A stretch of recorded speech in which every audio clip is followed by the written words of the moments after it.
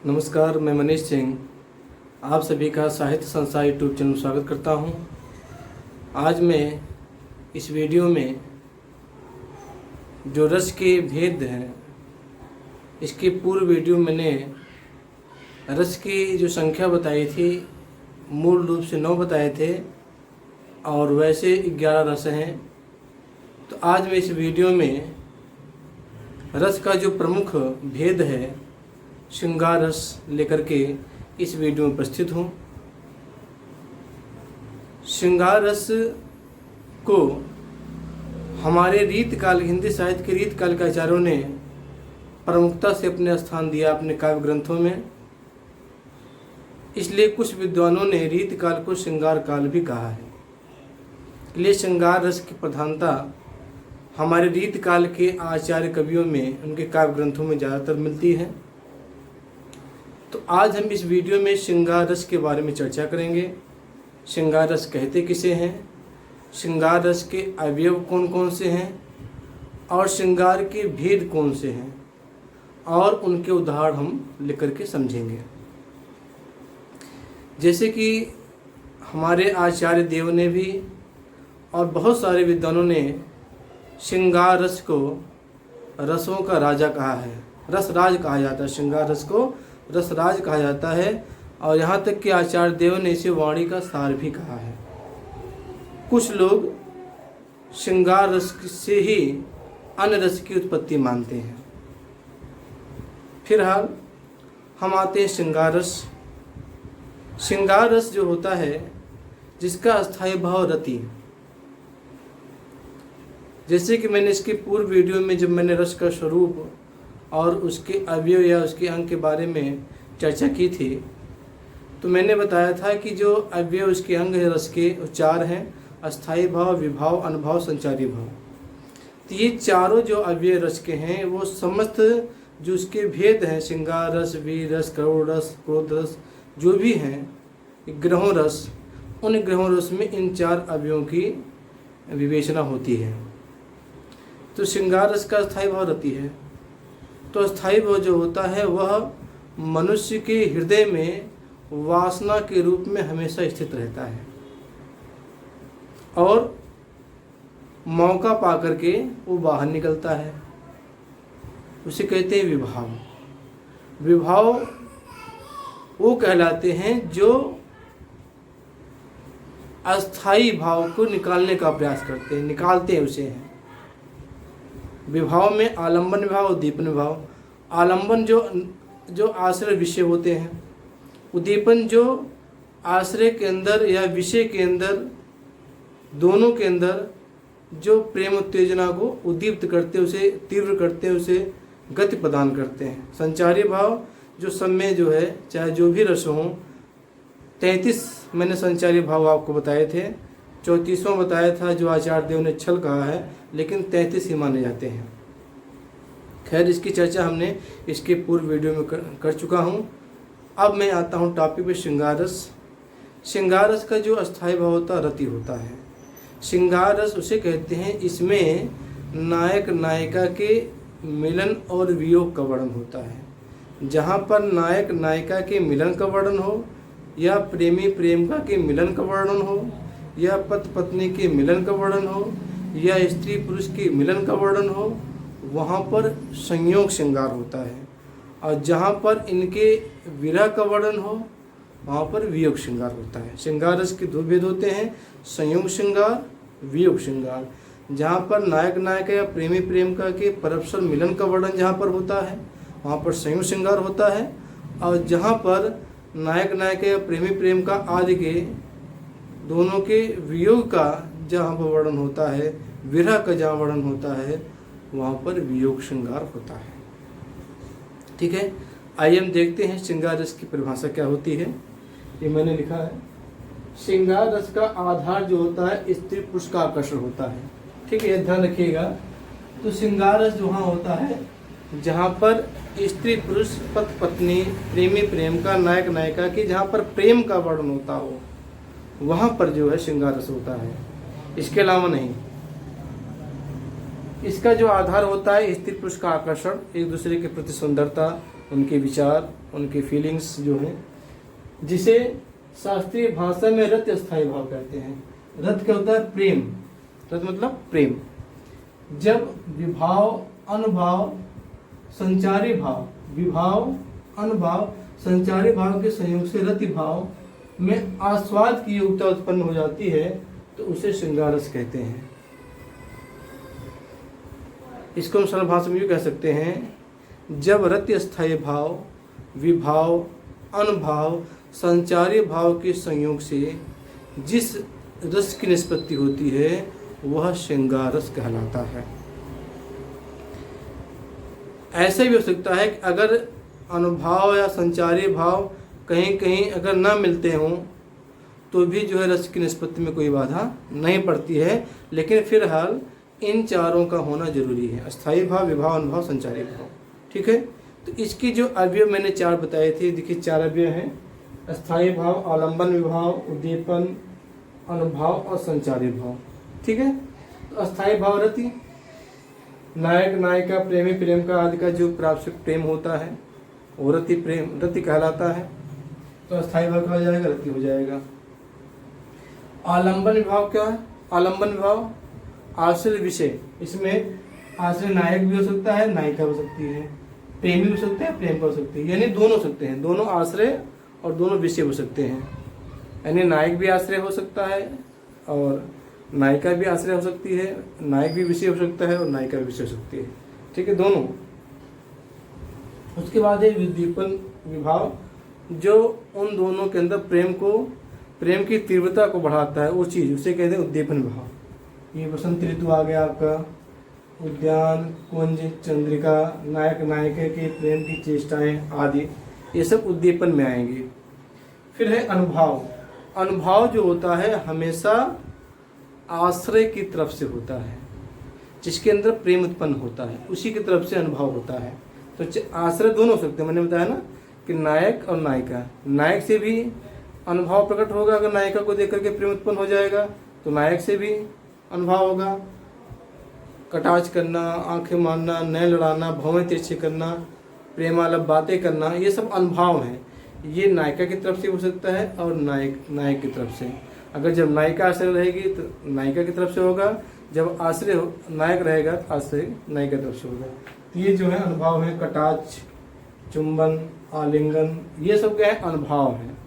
ठीक है, इसके बाद है संचारी भाव। संचारी भाव में आपका हर्ष, लज्जा, उत्सुकता आदि। संचारी भाव जो है ये हर ऐसा नहीं है कि केवल श्रृंगार रस में ही पाया जाएगा, श्रृंगार रस के अलावा जो है ये अन्य रसों में भी पाया जाता है। जैसे मैंने हर्ष बताया था इसके पूर्व वीडियो में, हर्ष आपके हास्य रस में भी आएगा, वीर रस में भी आएगा, इसलिए संचारी भाव कहते हैं, व्यभिचारी भाव कहते हैं, क्योंकि ये एक रस में नहीं बल्कि विभिन्न रसों में संचरण करते रहते हैं, ये अस्थायी नहीं रहते हैं, ये गतिशील रहते हैं, संचरशील रहते हैं, इसलिए इन्हें संचारी भाव या व्यभिचारी भाव भी कहा जाता है। तो ये जो है 3 चीजें जो हैं ये हर रस की अलग अलग रहेंगी चारों। अगर वीर रस आ जाएगा तो उत्साही भाव उत्साह हो जाएगा, आलम्बन भाव हो जाएगा आश्रय विषय, उसमें उत्साह में योद्धा, एक तरफ जो है दुश्मन, एक तरफ योद्धा, भारत के वीर, इस तरह से।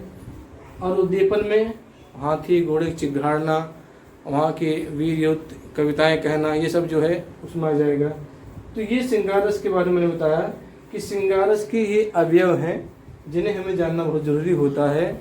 और परीक्षाओं में श्रृंगार रस की परिभाषा तो बिल्कुल कम मात्रा की आती है, मैं प्रतियोगी परीक्षा की बात कर रहा हूँ। और जो एकेडमिक बच्चे हैं जो अभी अध्ययनरत हैं 10th 12th 11th 9th में, उनके तो श्रृंगार रस की परिभाषा बोर्ड परीक्षा में पूछी जाती है, लेकिन अधिकतर जो प्रतियोगी परीक्षाएं होते हैं उसमें उनको उधार दे देते हैं, उधार दे करके पूछते हैं कि इसमें कौन सा रस है या इसी का अस्थायी भाव क्या है। ठीक है, तो मैंने बताया श्रृंगार रस वहाँ पर होता है जहाँ पर नायक नायिका या प्रेमी प्रेम का आदि के पारस्परिक प्रेम के मिलन का जहाँ वर्णन होता हो वो संयोग श्रृंगार, और जहाँ पर दोनों के विरह का वर्णन हो वह वियोग श्रृंगार होता है। इसके 4 अवयव हैं। मैंने अस्थाई भाव इसका रति है। फिर आलम्बन विभाव में आश्रय विषय नायक नायिका दोनों सकते हैं। फिर उद्दीपन में वहाँ के पुष्पवाटिका, वहाँ के चांदनी रात, वहाँ के भौरों का गुनगुनाना, वहाँ के सरोवर, वहाँ के पक्षियों का कलरव, ये सब जो हैं उद्दीपन का कार्य करते हैं, यानी प्रेम को बढ़ाते हैं। उसके बाद आपका आता है संचारी भाव। संचारी भाव में हर्ष, उत्सुकता, ये सब आका है, आपका संचारी भाव आता है। संचारी भाव जो है एक रस के अलावा दूसरे रस में भी पाए जा सकते हैं, ऐसा है। ठीक है, अब हम समझते हैं श्रृंगार रस के कितने भेद हैं, कौन कौन से, और उन दोनों की उदाहरण कौन कौन से हैं, उदाहरण समझने का हम प्रयास करते हैं। आइए चलते हैं।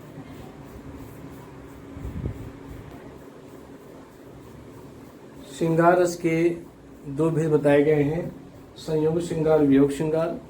जैसे कि मैंने बताया कि संयोग श्रृंगार वहाँ पर होता है जहाँ पर नायक या नायिका, प्रेमी या प्रेमिका के पारस्परिक प्रेम के मिलन का जहाँ वर्णन, यानी जहाँ पर दोनों के मिलन का वर्णन होता है, वहाँ पर संयोग श्रृंगार होता है। ठीक है, जैसे एक बिहारी का दोहा है, बतरस लालच लाल की मूल्य धरी लुकाए, सौ करें भवन से बहन कहीं नट जाए, या कहत नटत बीजत खिजत मिल खिजत लजियात, भरे भवन में करत हैं नैनन ही सो बात।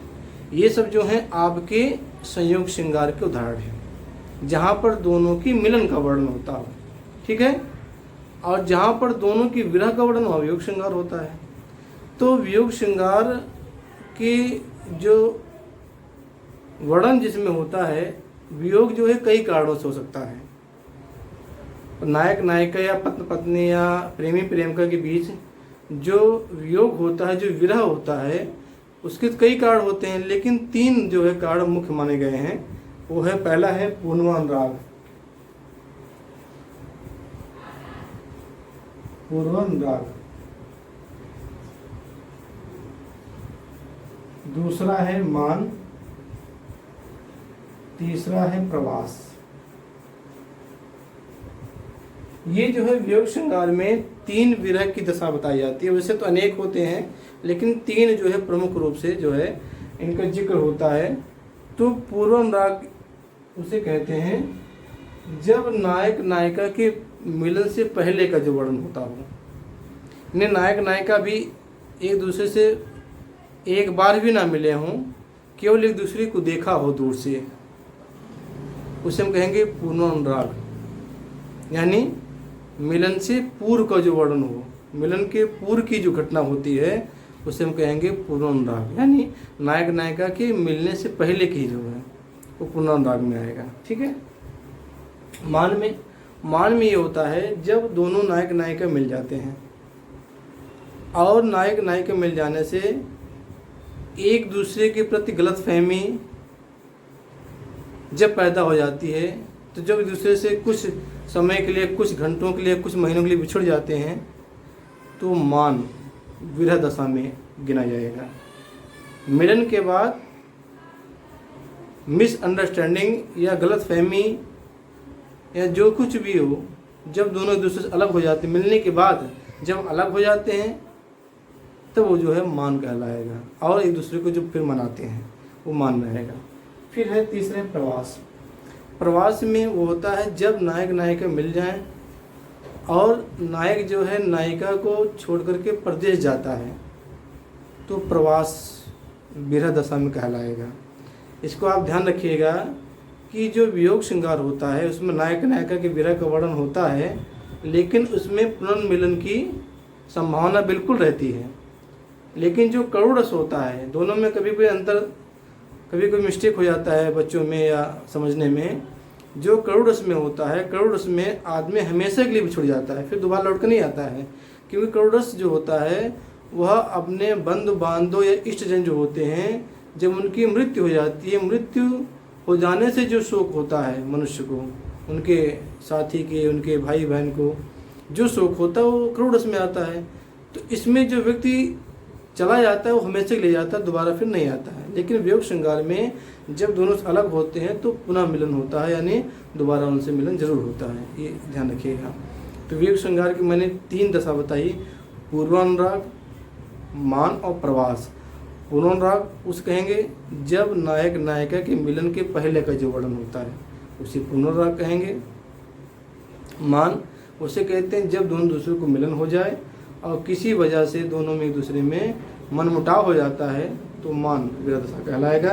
और तीसरा प्रवास, जब नायक नायिका मिल जाते हैं और नायक जो है अपने नायिका को छोड़ करके प्रदेश जाता है पैसा कमाने के लिए या अपने घर की स्थिति को संभालने के लिए, उसे हम कहेंगे प्रवास।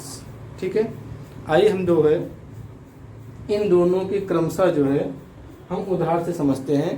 पहले हम समझते हैं संयुक्त श्रृंगार के उदाहरण। हालांकि मैंने बताया संयुक्त श्रृंगार का उदाहरण मैंने आपको बताया कि बिहारी लाल का बतरस लालच लाल की मूल्य धरी लुकाए, सौ करे भवन से देन कह न जाए। इसमें राधा जी जो हैं श्री कृष्ण के बात का रस का आनंद लेने के लिए उनकी मूल्य छुपा देती हैं, जिससे श्री कृष्ण उनसे बातें करें उन्हें आनंद मिले। यह एक मैंने आप बताया आपको, कहत नटत रीझत खिजत मिलत खिरत लजियात, भरे भवन में करत है नैनन ही सुबात। यह आपका संयोग श्रृंगार में आ जाएगा। और वियोग श्रृंगार में आपका आ सकता है कि जैसे जब सूरदास जी के जो पद हैं या आपके बिहारी के भी बहुत सारे दोहे ऐसे हैं जो विरह के हैं, तो सूरदास के जो पद हैं कि जब गोपियाँ कहती हैं उद्धव जी से कि बिन गोपाल बैरिन भय कुंजे, तो उसमें जिसमें विरह का वर्णन होता हो वहाँ पर वियोग श्रृंगार है। तो आइए हम संयोग श्रृंगार के कुछ उदाहरण आपको लिख के दिखाते हैं और वियोग श्रृंगार के भी।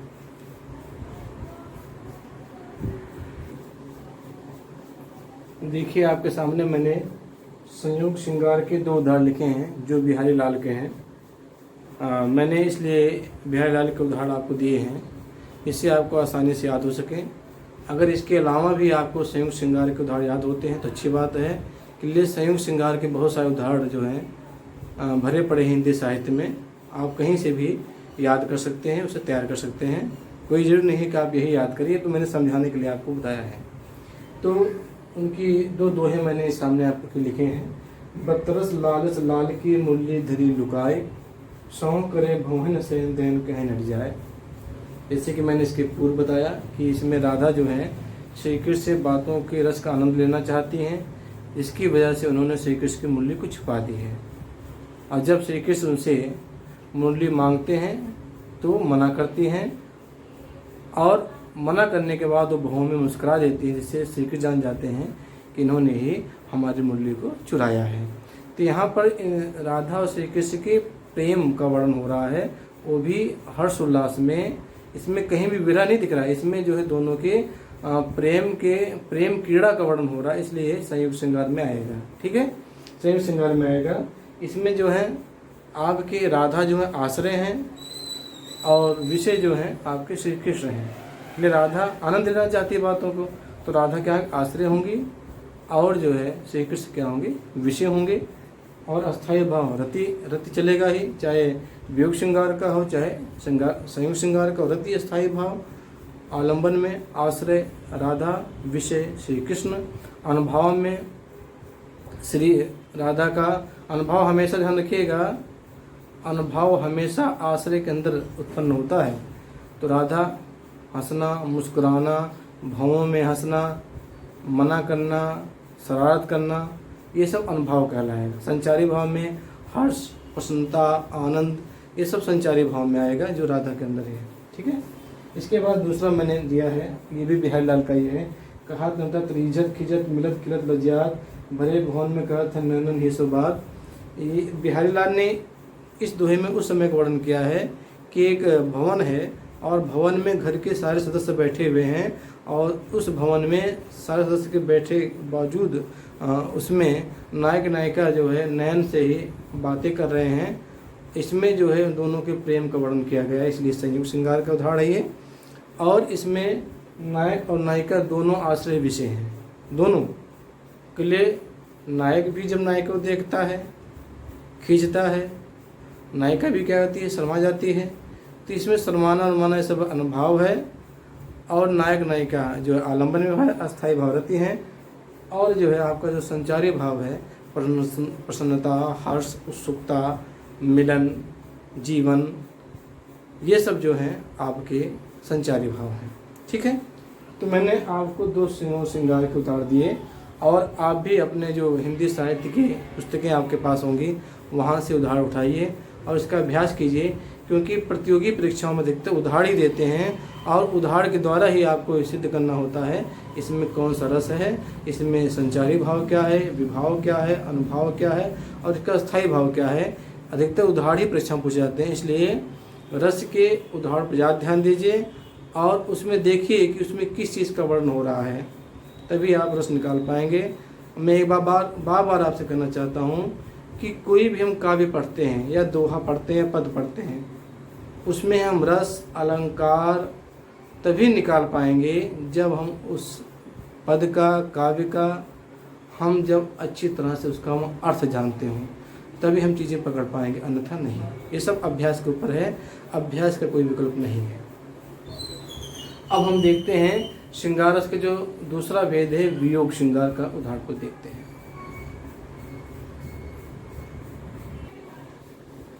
आइए हम वियोग श्रृंगार के उदाहरण देखते हैं।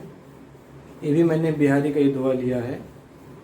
लिखा है उन्होंने, कर ले चूम चढ़ाई सिर उर लगाए भुज भेंट, लही पाती पी की लिखती बाँच धरत समेट।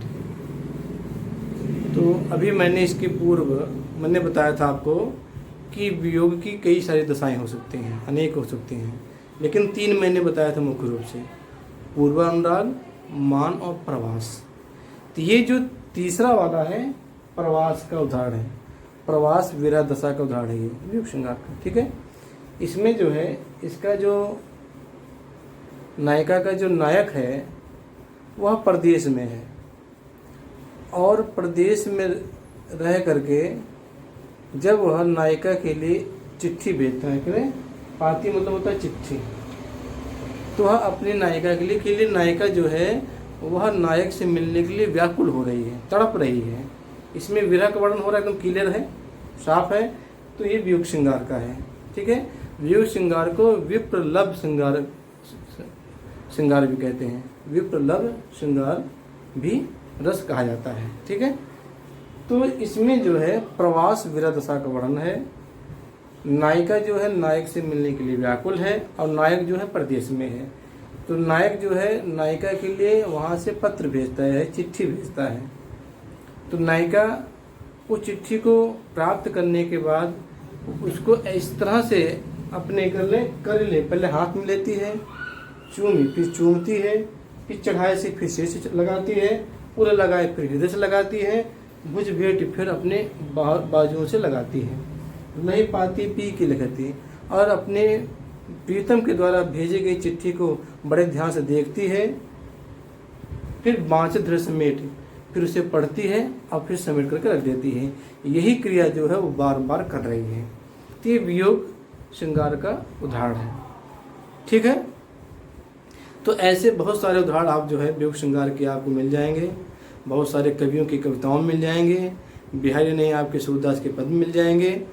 तो मेरी कोशिश ये रहती है कि मैं आपको आसान सा उदाहरण दूं, इसे आपको तैयार करने में, समझने में और याद करने में दिक्कत ना हो, मेरा प्रयास यही रहता है।